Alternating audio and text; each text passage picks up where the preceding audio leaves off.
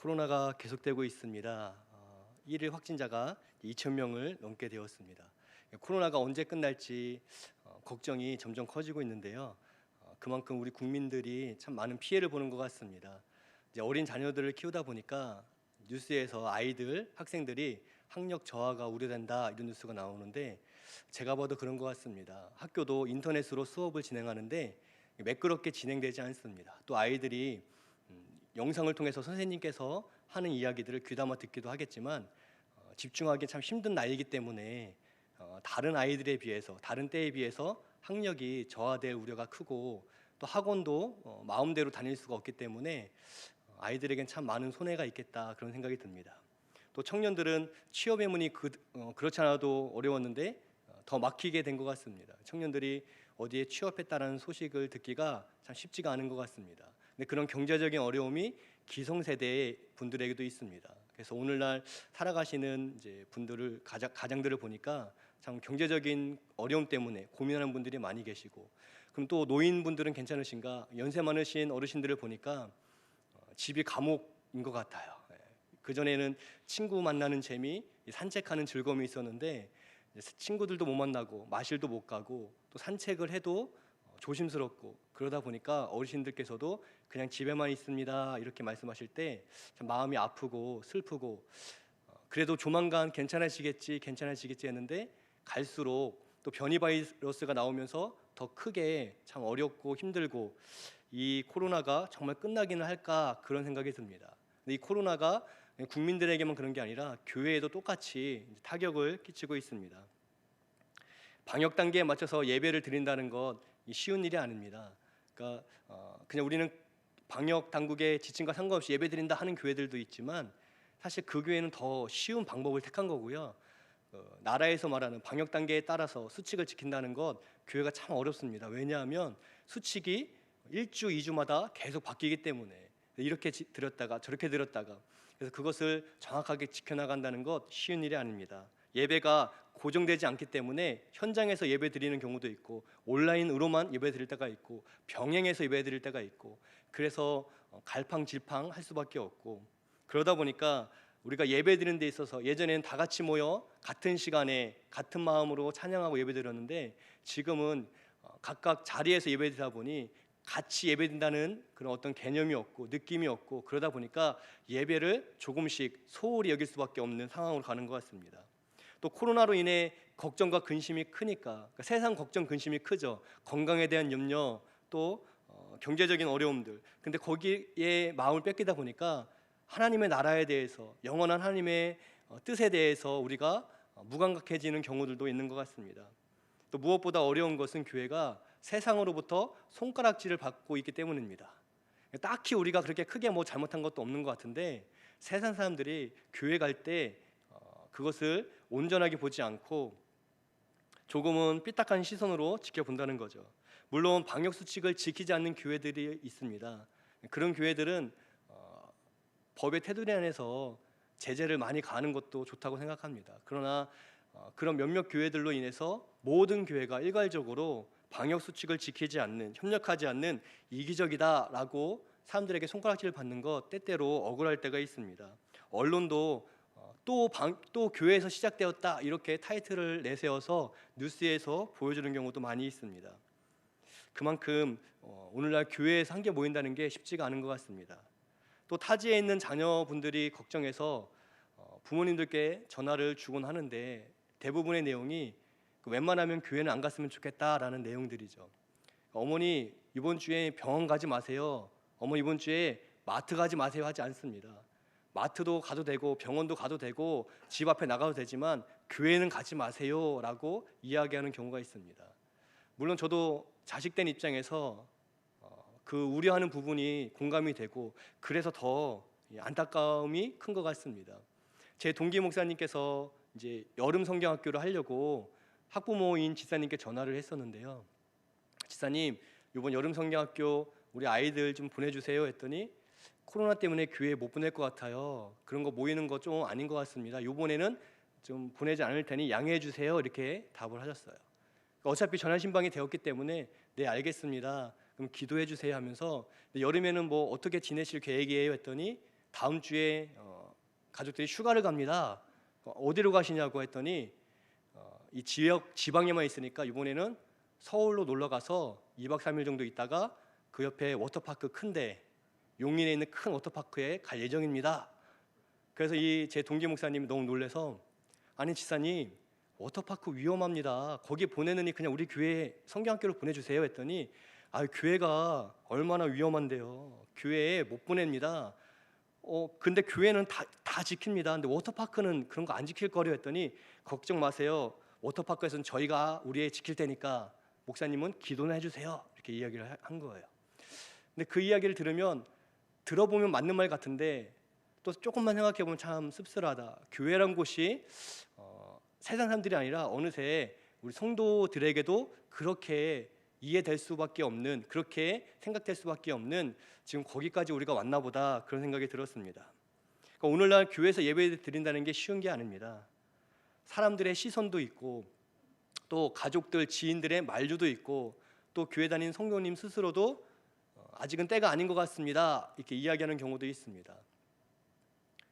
그러면서 제가 생각해 봤을 때 카타콤 교회라는 이제 로마 시대에 있었던 초대교회 한 형태가 생각이 났습니다. 이 카타콤 교회는 로마의 복음이 전해진 후에 로마가 처음 20년, 30년 동안에는 기독교인들을 받아들였는데 어느 순간 이 기독교인을 박해하기 시작했습니다. 그러면서 순교자들이 로마에서 나왔는데 이 순교한 사람들의 그 돌아가신 시신을 이제 매장하기 위해서 지하에 있는 무덤, 그러니까 카타콤은 지하 무덤이라는 뜻이거든요. 그러니까 로마의 이제 지하의 무덤에다가 사람 돌아가신 순교하신 분들을 매장을 하면서 이제 초대교회가 박해를 피해서 매장을 하다 보니까 거기에 자주 모이게 된 거예요. 그러면서 거기에서 찬양도 하고 기도도 하면서 그 카타콤이라는 지하 무덤에서 예배를 드리기 시작했습니다. 그러면서 이 카타콤 교회가 시작된 거죠.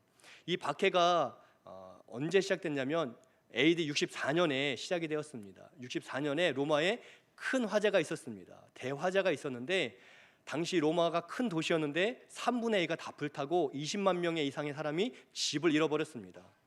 그러니까 3분의 2가 다 불타고 일주일 동안 다 불타고 또 20만 명이 집을 잃어버리니까 이 사람들이 원망하고 분노하고 좌절했는데 그런 어려움들, 사회적 어려움들을 역전시키기 위해서 네로 황제라는 사람이 이 민심을 수습하기 위해서 기독교인들이 불을 낸 것이다 라고 소문을 냈습니다. 근데 이게 왜 그때 당시 로마 사람들한테 통했냐면 로마는 다신교, 수많은 신들을 믿었는데 기독교인들만 하나님만이 신이다, 여호와 하나님만이 신이고 예수님만이 구원자다, 그것을 증거하다 보니까 기독교인들이 눈에 가시처럼 보였습니다. 니네만 잘났냐, 니네만 구원받는 거냐, 이렇게 비아냥도 됐습니다. 그렇게 미움을 받고 있었던 기독교가 불을 냈다고 하니까 또 공교롭게 불난 지역에는 기독교인들이 살지 않는 지역들, 기독교인들이 미움을 받다 보니 도시 외곽에 있었고 이 불은 도시 중앙에서 났기 때문에 불이 안 났을 뿐인데 정말 저 기독교인들이 불을 낸 거다 하면서 마구잡이를 잡아서 박해하기 시작했습니다. 당시 황제는 그것이 거짓말인 줄 알았지만 그것을 통해서 화난, 이 분노하는 사람들의 마음을 달래기 위해서 그 분노를 쏟을 곳으로 교회를 이제 겨냥해서 이것을 발표한 거죠. 근데 이 대화자의 억울한 누명 속에서 교회가 대항하거나 억울하다라며 항거하지 않았습니다. 비겁해서가 아니라 힘이 없어서가 아니라 왜 그렇게 큰 억울한 누명 속에서도 그들은 대항하지 않았냐면 그런 큰 어려움 속에서는 가장 확실한 것을 붙잡아야만 했기 때문입니다. 이 어려움 속에서, 이 누명 속에서 우리가 무엇을 붙잡아야 하냐, 항거할까, 우리 아니라고 따질까, 언론을 불러서 좀 이렇게 인터뷰를 할까, 그런 게 아니라 이 억울한 사정 하나님 아시니까 하나님께 우리는 더 기도하고 예배드리자 하면서 이 사람들이 지하로 내려갔던 거죠. 그래서 지하 1층 규모의 카타콤이 있었는데 거기에 순교자들의 시신이 꽉 차면 또 한층 내려가서 또 내려가서, 그래서 지금 로마에 유적으로 남아있는 이 카타콤 교회가 지하 6층까지도 있는 데가 있습니다. 끊임없이 내려가는 거죠. 내려가다 보면 시신들이 있고 중간중간에 넓은 홀이 있어서 거기는 예배드리는 장소로 쓰고, 근데 왜 카타콤 교회가 유지가 될 수 있었냐면 거기가 시신이 있는 곳이다 보니까 로마 군인들이 함부로 이 공동묘지로 찾아오지 못했고 또 거기에 찾아온다고 해도 거기에는 미로처럼 얽히고 설켜 있어서 도망갈 수 있는 여지가 많이 있었기 때문에 로마의 초대교회는 카타콤으로 숨어서 거기에서 무려 300년 동안 예배드리기 시작했습니다. 안 놀라시는 거 보니까 여기 다 300살은 넘으신 거. 저라면 처음 몇 달 동안은 그래 이것도 시험이니까 우리가 견디자 인내하자 했을 것 같아요. 한두 달 지나면 하나님 해결하시겠지. 근데 1년이 되고 2년이 돼도 박해가 멈추지 않는 겁니다. 그렇게 1년, 2년이 지나도 그래도 괜찮아. 이거 나아지겠지. 하나님이 살아계신데 나아지겠지. 그런데 10년, 20년, 100년, 200년, 300년까지 계속 이 박해가 유지가 되었습니다. 그러니까 당연히 이탈자들이 나오기 시작했죠. 난 더는 교회 안 다니겠다. 나 더는 예배드리러 안 오겠다 하는 이탈자들이 나왔습니다. 또 배교자들도 나왔습니다. 이탈자들은 뭐냐면 저 교회 안 다닐래요. 이건 이탈자고요. 배교자들은 종교를 바꾸는 거죠. 로마가 믿는 다른 신들을 믿으면서 이 배교자들이 이제 카타콤 교회가 어디 있는지를 로마 군인들에게 설명해서 로마 군인들이 와서 많이 잡아가는, 그러니까 어떻게 보면 배신자 역할을 했던 사람들이 이 배교자들입니다. 그렇게 이탈을 계속하고 배교자들도 나오면서 또 숨어있는 그리스도인들은 계속 잡히면서 순교하게 되고, 이쯤 되면 사실 기독교의 역사는 거기서 끝났어야 했습니다. 교회는 거기서 사라졌어야만 했습니다. 사회적인 불안이 계속되고 있었습니다, 로마에. 그런데 그 모든 불안의 주동자로 계속 기독교인을 지명하고, 사람들이 기독교인들을 안 좋게 보고 또 감시하고 또 지하 무덤에서 예배드린다는 거 여러분 쉬운 일이 아니죠.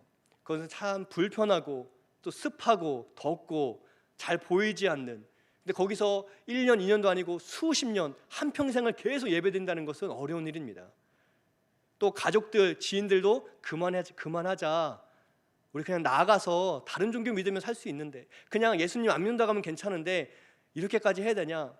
할아버지도 그랬고 아버지도 그랬는데 우리 때선 이거 끝내자 하면서 이탈자들이 계속 나왔다는 거죠. 그럼에도 이 카타콤 교회는 300년간 계속 지속되었습니다. 왜냐하면 고난이 계속되고 이탈자가 계속 생겼지만 반대쪽에서는 그럴수록 더 진리를 붙드는 사람들이 계속 나왔기 때문입니다. 많지는 않았지만 이탈자, 배교자들이 엄청나게 나왔지만, 그러나 그럴수록 그래도 하나님이 살아계시고 그래도 예수님만이 우리의 구원자시다, 이 믿음 내가 지키겠다 하는 사람들이 계속 나왔기 때문입니다. 힘들어서 도망간 사람들, 이건 아닌가 보다 하면서 포기한 사람들, 여러분 그 사람들을 어떻게 우리가 비난할 수 있겠습니까? 얼마나 어려웠으면, 힘들었으면 1년, 2년도 아니고 이게 5년이다 10년이다 하면은 견딜 수 있는데요. 여러분 남자들이 군대 가는 이유는 제대하는 날짜가 정해져 있기 때문입니다. 근데 군대 보내는데 너 언제 제대할지 몰라. 그러니까 일단 가봐. 너 하는 거 봐서 제대시켜줄게 하면 군대 갈 사람 아무도 없습니다. 그러니까 기간이 있기 때문에 버틸 수 있는 거예요. 이 카타콤 교회가 기간이 있다면, 야 힘들어도 10년만 버티면 우리 능력 가운데 자유함을 얻는다, 기간이 있으면 버틸 수 있는데 5년인지 10년인지 100년인지 이게 언제 끝날지 모르니까 이탈하는 거죠. 배교하는 거죠. 그런데 그럴수록 이해되지 않는 사람들, 그럴수록 더욱 하나님을 바라보고 소망하고 더 깊은 곳으로, 더 먼 곳으로 나아가는 그런 카타콤 교회의 성도들이 생기기 시작했다는 겁니다. 이 고난이 어렵고 힘들어서 언제 끝날지 모르지만 그럴수록 더 간절히, 그렇기 때문에 끝을 알 수가 없기 때문에 더 간절히 하나님께 절박한 마음으로 끝까지 기도하는 성도들이 나오기 시작했다는 거예요. 이렇게 고난 속에서 참된 믿음을 갖고 있었던 사람들이 끝까지 자리를 지켰기 때문에 300년 후에 로마는 기독교를 인정하고 그냥 하나의 종교로 인정한 게 아니라 로마의 국교로 인정하면서 자유함을 선포하고 선언하고, 카타콤 교회가 이제 지상으로 나와서 세계 선교를 감당하는 교회로 나아가는 역사가 우리 세계사 속에 흘러넘치는 것을 볼 수가 있습니다. 그렇게 끝까지 그 무덤에서 믿음을 지키다가 죽었던 사람들이 죽으면서 이제 유언처럼 자기의 유언을 남기면 그 유언을 자손들이 그 무덤, 카타콤이 무덤이라고 말씀드렸죠. 그 무덤에 이제 시신을 이렇게 매장하는데 거기다가 기록을 해놨어요. 거기에는 글귀, 지금도 남아있어서 성지순례를 로마로 가시면 이 글귀들을 볼 수 있는데요. 거기에 있는 글귀에 몇 가지만 소개해드리겠습니다. 저는 주님을 섬김으로 이곳에서 죽는 것을 후회하지 않습니다. 오히려 하나님께 감사드립니다. 저는 33년 6개월을 살았고 이제 주님께 영혼을 드립니다. 33년, 그러니까 6개월이니까 34살이죠. 34살 청년이 죽으면서 이제 내 영혼도 하나님께 드립니다. 내가 이 땅에 사는 동안에 헌금도 드리고 헌물도 드리고 마음도 드렸는데 이제 죽으면서 하나님께 내 영혼을 드립니다라고 고백했습니다. 그러니까 어두운 동굴에서 먹지도 못하고 마시도 못하고 죽어가는 성도지만, 그러나 거기서 믿음을 지켰던 사람들은요, 끝까지 원망하지 않았습니다. 죽는 순간에 내가 후회한다 하지 않았습니다. 거기에 또 이렇게 써 있습니다. 하나님께서 내 영혼을 살려주실 것이다 라고 말한 무명의 성도도 있습니다. 또 어머니가 딸에게 이야기했는데 그 딸이 거기다 기록해놨습니다. 사랑하는 딸아, 하나님 안에서 엄마는 살아날 것이다. 그게 써 있어요. 또 아버지가 아들에게 이야기한 걸 아들이 믿음으로 거기에 기록해놨습니다. 사랑하는 아들아, 울지 마라. 이 죽음은 영원한 것이 아니다. 하나님만이 영원하다. 그게 거기에 다 기록되어서 지금도 보존되어 있습니다. 이 사람들은 로마의 매서운 감시 속에서도, 또 언제 끝날지 모르는 고난 속에서도, 또 가족들, 사랑하는 지인들의 만류 속에서도 끝까지 믿음을 지켰습니다. 왜냐하면 하나님만을 바라보았기 때문에 그렇습니다. 제가 이 이야기를 왜 드리냐면, 코로나 시대가 조금은 다르지만 그러나 너무나 흡사하기 때문에 그렇습니다. 신앙생활 하는 게 오늘날 너무 어렵습니다. 예배가 계속 변동이 있습니다. 예배가 변동이 없으면, 고정적이면 그래도 뭐라도 할 수 있는데, 이게 고정되지 않으니까 그때그때 문자로 연락드리고 전화로 연락드리고, 그리고 연락드리는데 사실 저희가 되게 죄송합니다. 왜냐하면 여러분의 성도님들을 자꾸 스케줄에 변동을 꼭 끼치는 것 같아서, 그냥 같은 시간 같은 마음으로 예배드렸던 때와 비교할 수 없을 만큼 매번 긴장감 속에 현장에서 온라인으로 또 같이 병행해서 병행하되, 그러나 거리두기에 따라 때때로 10%, 20%, 30% 자꾸 인원 제한을 두고, 그러니까 이런 일들이 참 쉽지가 않죠. 모이기가 쉽지가 않습니다. 세상 사람들은요, 우리나라에서 코로나의 주범의 원인으로 교회를 뽑고 있습니다. 교회가 잘못하고 있습니다. 그런데 교회에서 나오는 그 확률을 보면 다른 데와 비교할 수 없을 만큼 낮습니다. 우리나라의 교회가 굉장히 많이 있습니다. 그런데 이 수많은 교회에서 한 번씩 나올 때 마치 모든 교회가 그런 것처럼, 교회가 주범인 것처럼, 그래서 오늘도 기사에 나왔습니다. 또 교회 발 이렇게 나오고 있어요. 뉴스에서는 계속 그렇게 이 책임을 교회에 묻고 있습니다. 그래서 사람들의 눈초리가 매섭습니다. 예전에 교회 오갈 때는 발걸음이 가벼웠는데 지금은 무겁습니다. 이 지역 사람들의 마음을 어떻게 조금 우리가 좀 부드럽게 할 수 있을까? 그래서 저희가 교회에서 모이는 게 사실은 조금 부담되는 면이 있어서요, 이 로비도 불을 많이 꺼놓는 거예요. 왜냐하면 저희가 이렇게 이 지역 주민들을 조금 조사를 해보니까 불이 활짝 켜져 있으니까 저 교회 또 예배드린다고 이렇게 욕을 하시더라고요. 그래서 로비는 가끔씩 끄고요, 토요일 날에는 이제 우리 목사님들이 같이 여기 한 바퀴 돌면서 청소도 하고 있어요. 청소도 하면서 이거 착한 일, 젊은이들 착한 일을 하네 하면, 예, 여기 성산교회에서 왔어요. 이렇게 얘기도 하면서 휴지도 줍고 있습니다. 그러면서 제가 담배 피는 분들 많이 미워하게 됐어요. 그렇게 주워도 끝없이 나오고 있습니다. 더더군다나 지금 오늘날 교회는요, 신앙에서 이탈하는 분들도 나오고 있습니다. 작년 1년 동안 조사한 장로교 쪽 자료를 보니까 출석했던 성도의 30%가 이제 교회를 나가지 않는, 그리고 재정은 이제 40%가 줄어든 그 통계가 있습니다. 그러니까 300명 나왔던 교회가 200명 나온다는 거죠. 그러니까 이 1단계일 때 그러니까 100명이 사라져 버렸는데, 이 100명이 코로나가 다 해결된 다음에 그대로 돌아온다는 보장은 없습니다. 그리고 코로나를 계기로 더는 교회 가지 않으려고 합니다. 나중에 코로나 완전히 사라지면 갈게요 라고, 그러니까 코로나가 있는 동안 1단계건 2단계건 상관없이 안 가겠다는 성도가 5%, 그 교회 5%라는 통계 자료가 있습니다. 그러니까 카타콤 때와 굉장히 흡사하죠. 그럼에도 이 코로나 속에서 교회에 주시는 하나님의 은혜가 있습니다. 예배를 마음껏 분명히 못 드리고 있지만, 그래서 더 예배를 귀하게 여기는 분들도 있어요. 그러니까 예배를 마음껏 못 드리기 때문에 이게 익숙해지면 사실 예배 드리기가 쉽지가 않습니다. 그러다 보니까 교회 가는 것도 좀 부담되고 그냥 적당히 집에서 있으면서 신앙생활 될 것 같고, 이런 생각하는 분들도 있지만, 예배 드리는 게, 예전에는 그냥 예배 와서 예배 드리면서 은혜를 받았는데 예배 드리러 오는 것 자체가 은혜구나 라고 고백하는 성도님들이 굉장히 많이 있습니다.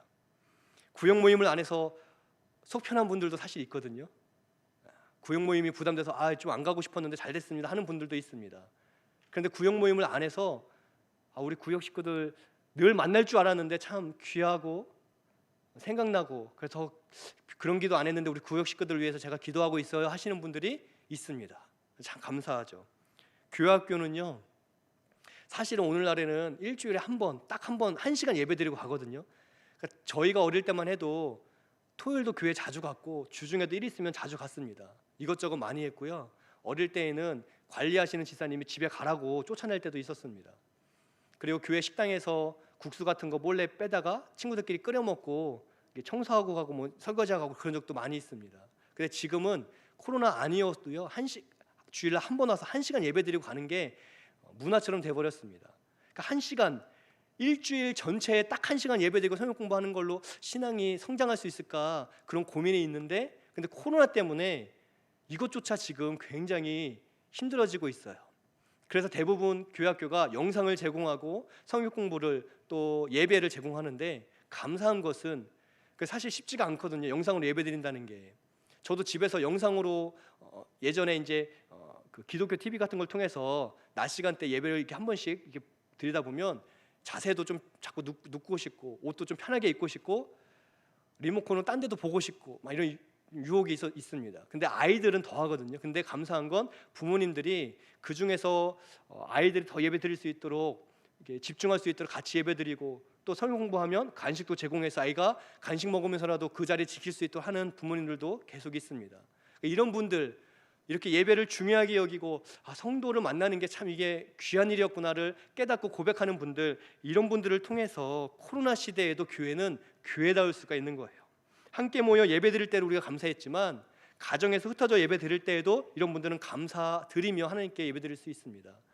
이런 사실은 혜택이 없다면, 그러니까 인터넷 예배 자체가 없으면요, 오늘날 우리는 어쩌면 가정에서도 예배를 드릴 수가 없는 상황에 있을 수도 있었습니다.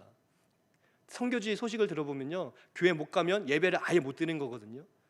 그 성도를 만날 수 있는 확률도 없어지는 거예요. 그런데 한국은 그래도 핸드폰을 통해, 컴퓨터를 통해 다 작은 교회들까지 다 예배 드릴 수 있는 시스템이 갖춰진 것, 이거 하나님 주신 은혜라는 것을 발견할 수가 있다는 겁니다. 카타콤 교회에 고난이 찾아왔을 때 두 분류로 나눠졌습니다. 그 고난 속에서 못 참고 이탈하는 분들, 그 고난 속에서 더 간절히 하나님을 찾고 더 하나님 앞에 절박한 심정으로 기도하는 분들이 나오기 시작했습니다. 마음을 어디 두느냐죠. 내가 고난 속에, 신앙을 지키다 고난 속에 있을 때 자꾸 세상을 보면 결국은 이탈할 수밖에 없습니다. 혹 몸은 교회에 있어도 마음 이미 하나님부터 떠날 수가 있습니다. 그러나 하나님께 마음을 두면 어려움이 있을 때마다, 고난이 있을 때마다 더 하나님께 나와서 간절함으로, 더 하나님께 찬양할 때에도 더 진실된 고백으로 찬양할 수가 있다는 거죠. 이 카타콤 교회는 시간이 흐른 후에 결국 교회를 지키는 게 누구냐, 하나님께 마음을 둔, 이 소망을 둔 이 사람들이었다, 이것을 우리에게 역사적으로 보여주고 있습니다. 교회를 누가 지키냐면 하나님께서, 성령님께서 지키는 게 맞지만 하나님께서 누구를 통해서 이 일을 감당하게 하냐면 어려움 속에서도 신실하게 하나님을 소망하고 있어야 될 그 자리를 끝까지 지키는 사람, 마음으로부터 이탈하지 않고 하나님 중심으로 살아가는 신앙생활하는 성도에게 하나님은 교회를 맡기신다는 거예요. 코로나 시대에도 두 분류로 정확하게 나눠집니다. 신앙생활이 식어가는 분들, 그래서 마음으로 떠나는 분들이 있습니다. 이런 분들을 위해서라도 코로나가 하루속히 해결될 수 있도록 우리가 기도해야 된다는 거죠. 또 반대로 코로나 때문에 물론 교회를 멀리하고 예배드린 것을 잊어버리고 예배드릴 시간에 다른 곳에 가 있는 분들도 있지만, 반대로 그래서 더 간절히 하나님을 찾는 분들이 있습니다. 우리가 이렇게 수요일날 수예배 드릴 때 교회에서, 가정에서 예배드리기 쉽지 않으신 분들 교회에 모여주세요 하면 교회로 오는 성도님들이 계시고, 또 함께 교회로는 오지 못하지만 가정에서 정해진 시간을 정확하게 지키며 영상을 통해서, 비록 집중하기 힘들어도 그런 하나님 중심을 보시기 때문에 하나님을 사랑하는 마음으로 인터넷을 통해 또 핸드폰을 통해 예배드리는 분들, 그런 분들을 통해서 하나님은 역사하신다는 겁니다. 교회의 소중함을 실감하고 함께 예배드리는 것, 그 코로나 속에서 여러 가지 불편함이 있지만 그러나 중심이 이탈하지 않도록 더 하나님을 고백하고 더 하나님을 말하고 더 하나님을 자랑하는 것, 그럴 때에 그런 분들을 통해서 우리는 코로나 속에서도 하나님의 은혜를 발견할 수 있고 하나님의 역사하심을 기대할 수가 있습니다. 오늘 성경 우리가 읽은 시편 40편 말씀은 삶의 어려움이 찾아왔을 때, 고난이 찾아왔을 때, 근데 그 어려움과 고난이 금방 사라지는 게 아니라 긴 시간이 있었을 때 그 속에서 두 부류로 나눠지는데, 그 중에서도 그럼에도 나는 하나님께 마음을 고정합니다, 하나님께 내 마음을 드립니다 라고 고백하는 한 사람의 기도인 것을 우리가 살펴볼 수가 있습니다. 1절에 내가 여호와를 기다리고 기다렸다 고백하고 있습니다. 그리고 기다릴 뿐만이 아니라 그냥 가만히 있었던 게 아니라 그가 기도했습니다. 그가 기도했을 때 귀를 기울이시고 나의 부르짖음을 하나님이 들으셨음을 그가 경험하게 됩니다. 마침내 하나님께서 응답하심을 경험하게 되었다는 겁니다.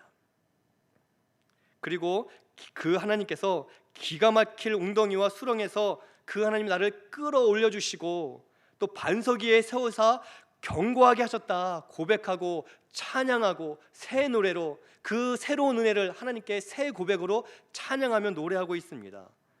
고난 속에서, 특별히 오늘날 코로나 속에서 이 기도가, 이 찬양이, 이 고백이 그 어느 때보다 우리에게 필요합니다.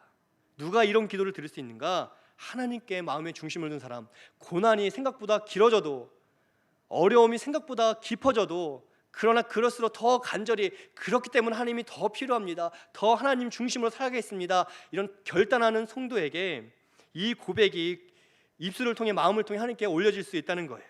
삶이 어려울수록 가장 확실한, 가장 안전한 하나님께 마음의 중심을 두는 사람만이 이 고백을 드릴 수가 있다는 겁니다. 하나님께 마음의 중심을 드리지 않으면 정반대의 기도를 합니다. 하나님께 드리지 않고 고난 속에서 하나님이 계신지 안 계신지, 그리고 굳이 이렇게까지 해야 하나, 내가 이렇게까지 안 해도 될 것 같은데, 요즘 분위기가 그게 아닌데, 이런 마음이 찾아오면 이 기도가 정반대로 고백됩니다. 내가 기다리고 기다려야만 하나님 응답하신다면 그 하나님 나 사랑하지 않는 거 아니냐라고 말할 수 있습니다. 내가 말하고 기도하면 바로 응답하셔야지, 다른 사람은 다 그렇게 하시는 것 같은데 내가 기다리고 기다려도 별로 응답 안 하시던데요, 하나님께 마음이 떠나는 거죠.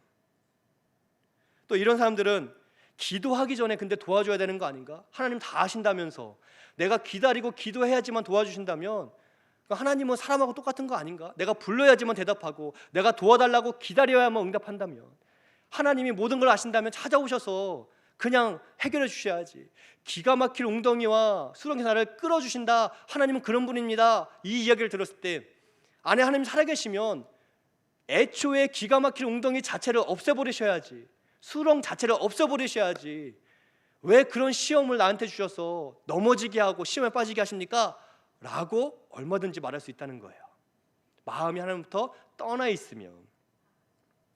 같은 상황인데 누군가는 하나님 내 기도를 응답하실 것을 기다리면서 끝까지 기도하시고 또 이 수렁이 나를 끌어주심을 확신하며 찬양하는 분이 있는가 하면, 이 어려움 속에서 마음이 떠나다 보면 하나님을 왜곡해서 본다는 거죠. 하나님은 웅덩이와 수렁을 만드시는 분이 아니십니다. 이 기가 막힐 만한 웅덩이와 수렁에서 우리를 끌어 살려주시는 분이신데, 근데 그분을 향해서 하나님 나에게 왜 이런 기가 막힌 웅덩이를 주시고 왜 수렁에 빠지게 하셨습니까? 마치 문제를 일으킨 것처럼, 하나님은 어려움과 문제 속에 있는 우리를 구원하시는 분인데 하나님이 나에게 그런 어려움을 준 것처럼 그렇게 잘못 고백한다면 여러분 그 어려움과 수렁에서 빠져나올 길이 없습니다. 하나님은 그런 분이 아니십니다. 왜 우리의 삶 속에 어려움이 있죠? 왜 공고함이 있죠? 왜 고난이 계속 있을까요? 우리가 죄인이기 때문에, 그리고 내가 그런 죄를 안 지었을지라도 이 세상은 악하기 때문에 그 죄와 악 속에서, 이 죄악 속에서 우리 인생은 어려움을 당하고 공고함을 당하고 환난을 당하고 고난을 당할 수밖에 없습니다. 그러나 그럼에도 하나님은 그 속에도 찾아오셔서 넘어진 우리를 붙들으시고 일으켜 주신 분인데, 근데 하나님이 나를 넘어뜨린 것처럼, 하나님께서 나를 무너지게 한 것처럼 원망한다면 그럼 답이 없다는 거예요. 물론 힘들고 지치면 하나님을 향해서 서운함이 생길 수 있습니다. 원망이 생길 수도 있습니다. 시편의 다른 데에서는 하나님께 원망하는 시도 분명히 있습니다. 하나님 살아계신 건 맞습니까? 말했던 다윗의 고백도 시편에 있습니다. 근데 그것은 잠깐, 너무 힘드니까, 아프니까, 연약함 속에서 고백한 거지 그 마음으로 신앙생활하지 않았다는 거예요. 그래서 하나님이 그것을 너 다윗 어떻게 그렇게 기도할 수 있느냐 라면서 혼내지 않았습니다. 성경에 그것을 기록하신 건 우리 인간의 그런 연약함, 때때로 하나님께 서운하고 하나님을 향해서 원망하는 마음까지도 하나님은 아버지로서 다 받아주시기 때문에 성경에 기록한 거예요. 그런데 그 마음이 잠깐 머물다 사라지는 게 아니라 계속 그 마음으로 하나님을 바라보고 교회를 바라보면 답을 찾을 수가 없다는 겁니다. 삶이 어렵고 고난이 왔을 때, 그것이 계속될 때 절대로 이탈해서는 안 됩니다. 하나님께 마음을 두고 더 깊은 기도의 자리로 나아가야 된다는 거예요. 교회에 모이지 못할 때가 있습니다. 그럴 때에는 카타콤 교회가 더 깊이 땅을 파서 더 깊숙한 데서 기도한 것처럼 우리 가정 깊숙하게, 우리 가정 한 부분이 여기가 깊숙한 카타콤 자리, 내가 기도하는 자리다 하면서 거기서 기도하셔야 된다는 거예요. 교회에 나와서 기도하는 것도 아름답고 하나님이 받으시지만 그렇게 물리적으로 할 수 없는 순간에는 가정에서 기도할 때 하나님은 거기도 성산교회로 여기시고 거기에서 하는 찬양과 기도도 받아주시기 때문에 힘들 때 우리는 내가 있는 삶의 자리, 가정에서도 기도할 수 있는 믿음이 있어야만 한다는 겁니다. 세상은 교회를 미워하고 싫어해서 우리는 마음껏 모여 또 예배드리지도 못하고 눈치도 보이고 또 코로나 속에서 걱정되어서 함께 모여 우리가 어울리지도 못하고 있습니다. 그럼에도 우리의 삶의 자리에서 하나님을 찬양하고 그 하나님을 그 어려운 중에서도 고백할 때 그 고백 위에 교회가 세워져 가는 거예요. 헌금이 많다고 교회가 세워지지 않습니다. 건물이 많다고 교회가 세워지지 않습니다. 죄송하지만 성도가 많다고 교회가 세워지는 게 아닙니다. 하나님을 향한 이 변함없는 신실한 고백 위에 교회가 세워져 가는 거예요. 하나님 살아계시고 하나님께서 나의 구원자시고 하나님 나의 아버지이심을 어느 순간에도 고백할 수 있다면 거기가 하나님께서 기뻐하는 교회가 된다는 겁니다. 이 고백 위에 있는 교회가 코로나의 터널을 통과할 수가 있고 카타콤 교회가 승리한 것처럼 이 코로나 시대에도 승리하는 교회가 될 줄을 믿습니다. 제가 한 가지만 더 말씀드리고 마무리를 하려고 하는데요. 제가 두 가지의 마음을 이야기 드렸죠. 우리나라에서 가장 유명한 감독이 봉준호 감독입니다. 이 감독이 아카데미 시상식에서 감독상을 작년에 받았고 이제 상을 타면서 이제 고마운 분들에게 이름을 거론했을 때 타란티노라고 하는 쿠엔틴 타란티노라고 하는 미국 감독에게 당신은 나의 형이고 당신이 내가 무명일 때부터 이름 없을 때부터 나를 알아줬다라고 특별히 고맙다라는 표현을 했어요. 쿠엔틴 타란티노 굉장히 유명한 감독입니다. 미국에서 가장 유명한 감독이라고 봐도 무방할 텐데요.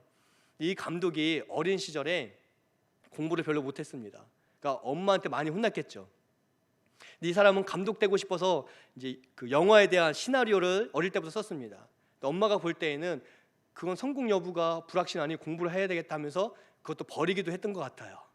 그러니까 이제 엄마 내가 이거 썼어요 하면 조금 칭찬해 줄 법한데 집이 너무 경제적으로 어려워서 엄마가 그것을 무시하고 야 그런 게 뭔 필요냐 공부나 해라 넌 공부도 못하잖아 이렇게 혼냈던 것 같아요. 그러면서 이 쿠엔틴 타란티노 감독이 어린 시절에 뭐라고 결단을 했냐면 내가 성공한 작가가 되면 나는 엄마에게 돈 한 푼도 주지 않을 거야를 중학생 때 결단을 합니다. 그러니까 그것을 이제 많이 이야기를 하고 다녔죠. 그러니까 얼마 전에 기자가 바로 얼마 전에 물어봤습니다. 타란티노 감독님 그렇게 결단했다라는 그런 글을 봤는데 지금은 어떻습니까? 뭐라고 하냐면 어린 시절 마음에 변함이 없습니까? 했더니 저희 엄마는 지금도 집도 없고 차도 없습니다.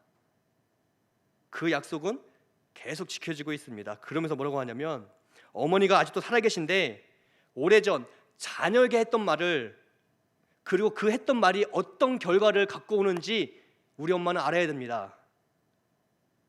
자식에게 비꼬는 말을 하면 그 결과가 어떤 것인지를 우리 엄마는 기억해야 합니다 라고 이야기했어요. 성공하면 그 성공을 통해서 부모님께 효도하는 자녀가 있죠. 근데 반대로 성공한 후에도 부모님께 한 푼도 주지 않는 자녀가 있습니다. 근데 한 푼도 주지 않는 이유를 부모님에게 돌리는 이런 타란티노 감독 같은 사람도 있어요. 이 차이가 어디서 나냐면 마음에서 납니다. 마음. 그래도 내가 우리 엄마 아빠 나를 키워주시고 지금까지 먹여주신 우리 부모님 내가 어떻게든 은혜를 갚아야지 하는 마음이 있으면요 부모님이 자녀에게 그 꿈을 무시해서가 아니라 그 길이 어려우니 그거 포기해라 너 공부해야지 라고 하는 것을 나중에 커서 이해해서 그래도 우리 부모님께 효도하는 자녀가 있는가 하면 그것을 악한 마음으로 품고 난 엄마한테 한 푼도 안 줄 거야 했는데 수십 년이 지나서 정말 그렇게 하고 그거를 아무렇지도 않게 지금 인터뷰하는 이런 분도 계십니다.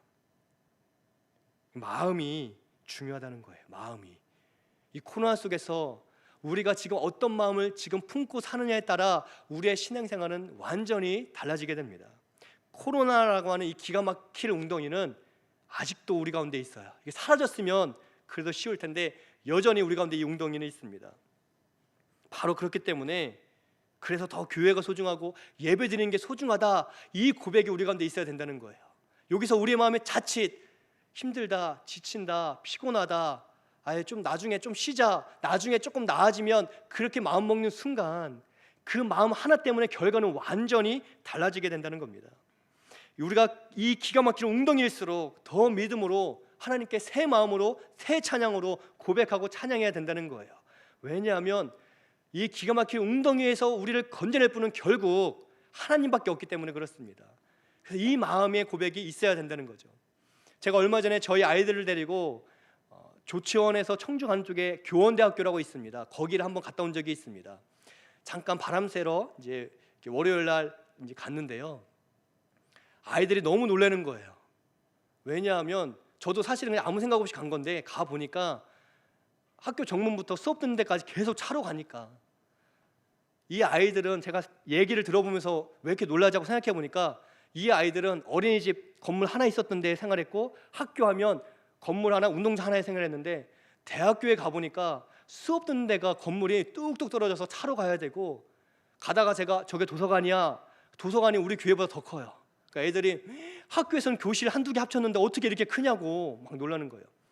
더 놀라운 거 가르쳐줄까? 대학교는 편의점도 있어. 그러니까 막 애들이 막 세상에 이럴 수가 있냐고, 나 대학교 꼭 갈 거라고 막 애들이 막 결단을 하는 거예요. 그러니까 대학교 가면 너 이렇게 또 야 더 좋은 거 뭔지 알아? 식당 가서 네가 먹고 싶은 거 막 사 먹어도 돼. 그러니까 막 큰애가 막 놀래고 막 그리고 계속 가는데 거기에 막 산도 있는 거예요. 교원대학 숲도 있고 하니까 학교에 어떻게 학교에 이런 숲이 있냐고, 동산이 있냐고. 그러니까 저희 아들이 그런데 벌레 잡는 걸 좋아해서요. 야 학교 가면 이런 거 다 있어 대학교는 막 놀라는 거예요.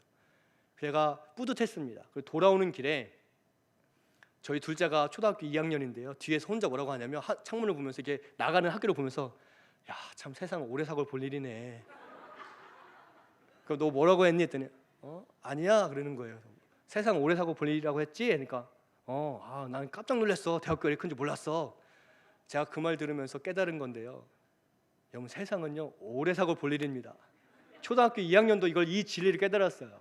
여러분 건강하게 오래 사시기를 축복드립니다. 오래 사시면 세상에 오래 사고 볼 일 할 만큼 좋은 날이 반드시 오기 때문에 그렇습니다. 근데 다만 단순하게 오래 사는 것만으로는 부족합니다.